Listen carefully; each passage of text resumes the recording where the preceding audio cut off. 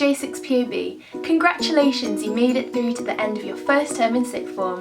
I hope it's gone really well for you guys and that you're not stressing too much about your ASs and your IB. So to get you into the festive spirit, Mr. O'Brien thought it'd be really fun to show you how to make penguins out of fondant. And I demonstrated how to do this to my form group last year when I had Mr. O'Brien as my form tutor. So this is basically a very short, casual video tutorial how to make penguins. And I hope you have fun making them. Just thought I'd show you a photo of all our penguins lined up together in the form room. But anyway, let's get started. First of all, you need some fondant, or you might call it sugar paste. I use Renshaw because they do really nice bright colours. And as you can see, I don't have any black and white fondant at the moment, but we don't discriminate, we can have rainbow penguins. Then you'll need some water, just a little bit, but it's going to act as glue when you assemble the penguin. Have some scissors at the ready as well. You can use a Sharpie or a black pen for the eyes, but I have this food pen. Make sure that your surface is nice and clean. Any specks of dirt or dust will pick up and you'll be able to see them in the fondant. So I'm using blue and orange for my penguin. You'll need a larger amount of one colour for the main body, and then you'll need a smaller amount for the beak and the feet.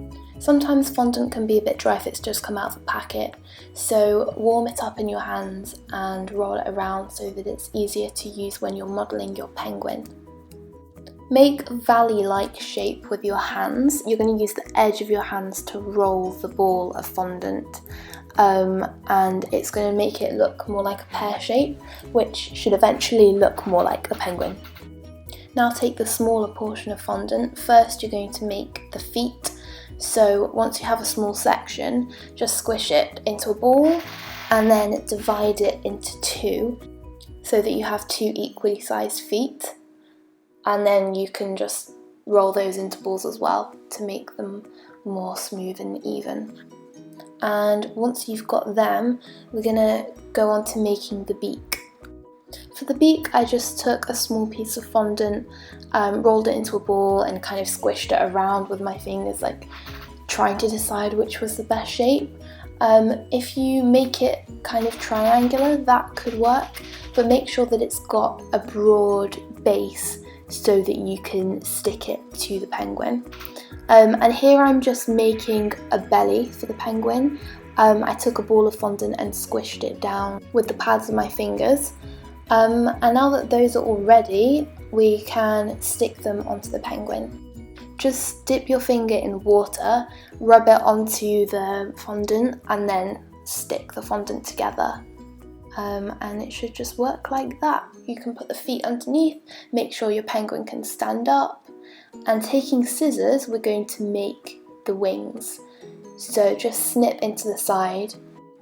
And you may just want to smooth out the fondant underneath because the scissors will create quite a sharp, rigid edge. So just squish it around like that. And you can go ahead and stick on the belly and the beak. And then finally, you can give your penguin a bit of personality by drawing on its eyes. Just be careful because if the fondant is quite warm and sticky, then the pen might just sink into it and not make a definitive mark.